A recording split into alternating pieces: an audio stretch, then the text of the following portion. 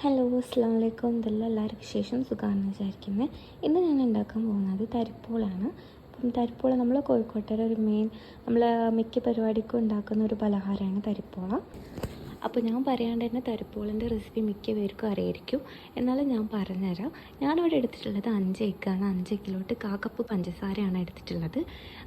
തരിപ്പോളാണ് ഉണ്ടാക്കുന്നതെങ്കിലും ഇതിൽ തരിയോ അല്ലെങ്കിൽ നമ്മൾ റവയോ യൂസ് ചെയ്തിട്ടില്ല. എന്നാലും നല്ല സോഫ്റ്റ് ആയിട്ടുള്ള തരിപ്പോളം നമുക്ക് ഉണ്ടാക്കിയെടുക്കാം. അപ്പോൾ 2-3 ഏലക്കായും കൂടി എടുത്തിട്ട് നന്നായിട്ട് ബീറ്റ് ചെയ്തെടുക്കുന്നുണ്ട്. ശേഷം ബീറ്റ് ചെയ്തിട്ടുള്ള ഒരു എഗ്ഗിലോട്ട് 1 കപ്പ് ഓഫ് മൈദയാണ് ഞാൻ എടുത്തിട്ടുള്ളത്. അതും കൂടി ആഡ് ചെയ്തിട്ട് നന്നായിട്ട് മിക്സ് ചെയ്യുക. ശേഷം നമ്മൾ ഏത് പാത്രമാണോ എടുക്കുന്നത് ആ ഒരു പാത്രത്തിലോട്ട് കുറച്ച് ഓയിൽ സ്പ്രെഡ് ചെയ്തിട്ട് ഒരു മിക്സ്ചർ നമ്മൾ അതിലോട്ട് ഒഴിച്ച് കൊടുക്കുക. പിന്നെ അതിൻ്റെ മേലെ ഞാൻ കുറച്ച് കാഷ്യൂ നട്ട്സും കിസ്മിസൊക്കെ ആഡാക്കി കൊടുക്കുന്നുണ്ട്. അതിനുശേഷം ഒരു 30-35 മിനിറ്റ്സ് വെച്ചിട്ട് നമുക്കിത് കുക്ക് ചെയ്തെടുക്കാം. നമ്മൾ ഈസി തരിപ്പോള റെഡി ആയിട്ടുണ്ട്. നമ്മളിത് കുക്ക് ചെയ്യുമ്പോൾ ലോ ഫ്ലെയിമിൽ വെച്ചിട്ട് ചെയ്യാൻ വേണ്ടിയിട്ട് നോക്കുക, അല്ലെങ്കിൽ അടി കരിഞ്ഞു പോകാനുള്ള ചാൻസ് ഉണ്ട്. പിന്നെ ഇങ്ങനത്തെ നോൺ സ്റ്റിക്കിന് എന്തെങ്കിലും പാത്രമാണെങ്കിൽ അടിയിൽ എന്തെങ്കിലും തട്ട് വെച്ചെടുക്കാൻ വേണ്ടിയിട്ട് നോക്കുക. അപ്പോൾ okay, bye, thanks for watching.